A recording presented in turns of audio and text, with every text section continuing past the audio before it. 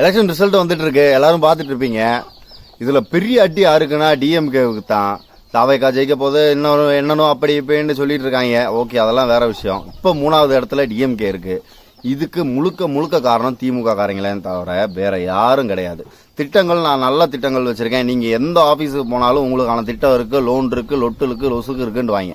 ஆனா எந்த திட்டமும் ப்ராப்பரா செயல்படலை. இங்க இருக்க ரேஷன் கடையில இருந்து 1000 ரூபாய் பணத்துல இருந்து இலவச பேருந்துல இருந்து எதை கொடுத்தாலுமே நீங்க ஏதோ ராஜா பரம்பரையில் வந்த மாதிரி ஓசி பஸ்ன்றது, என்னாலதான் நீ வாழ்ந்தன்றது, இல்ல கேட்க போனா லஞ்சம் வாங்குறது, இந்த பெண்களோட இதா இருக்கட்டும், மற்ற மாநிலத்தில் நடக்கலையா, இந்த மாநிலத்தில் நடக்கலையா, எல்லா மாநிலத்திலும் நடக்குது.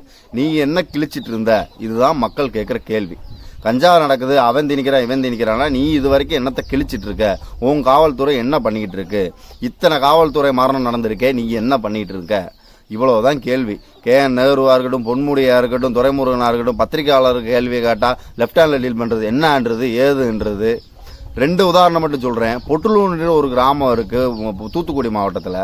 அவங்க கிட்டத்தட்ட 600 நாளா போராட்டி இருக்காங்க. அங்க இருக்க ஒரு 2 மீன் கழிவு ஆலையெல்லாம் அடங்கேன்ட்டு அவங்க ஓட்டும் போடலை, ஒன்றும் போடலை.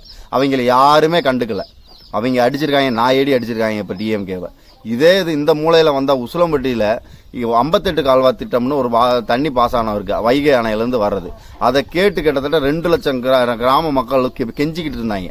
எல்லா இடத்துலையும் மனு போட்டோம், எல்லா பேர்கிட்டையும் காலில் விழுந்தோம், கேட்டோம், கெஞ்சினோம். இவங்க நினைச்சிருந்தாங்கன்னா திறந்து விட்டுருக்கலாம். டேம்ல தண்ணி இல்லைன்னா இல்லை. நாங்கள் கேட்டது 70 அடி இருக்கப்பே கேட்டிருந்தோம். அப்போ தண்ணி தரல.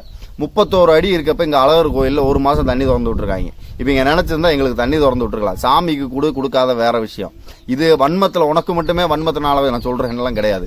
எல்லா இடத்துலயும் இதுதான். சின்ன சின்ன தாலுகா ஆபீஸ் போனாலும், ஒரு பெரிய ஆஸ்பத்திரி போனாலும் இங்க திட்டங்கள் நிறைய இருக்கு.